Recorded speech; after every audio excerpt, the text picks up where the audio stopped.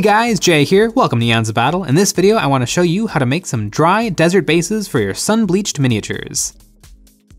Here are the paints I'll be using, and a list of materials can be found in the description below. The first thing I did was I took some small pieces of cork and glued them down to the base with some super glue to make some small elevations. Then I made myself some texture paste by mixing together some wall spackle or polyfilla, Elmer's glue, a few drops of black ink, and some fine-grained sand. I spread this along the sides of my cork and a few splotches here and there on the exposed base. This will help hide the corkiness of the cork. Next, I thought these bases could use a little decoration, so I added a couple of orc skulls out of the Citadel skulls box and glued them down with some super glue.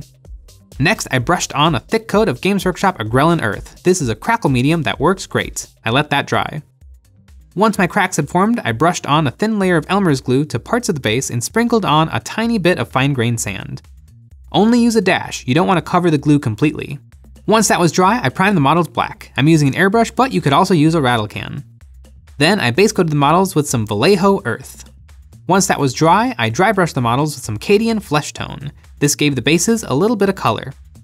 After that, I gave the bases a dry brushing with some Vallejo Ghost Gray, which is a very light blue gray. This will give that nice dry look. Then I painted the rim of the base. For that, I'm using Rhinox hide. You could call it a day there, but I decided to add a little foliage.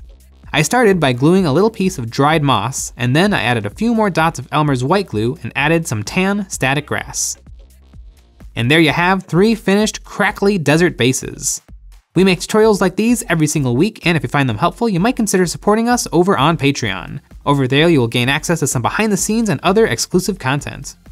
This technique gives a nice earthy desert, but if a softer, sandier look is what you want, you should check out our red desert bases.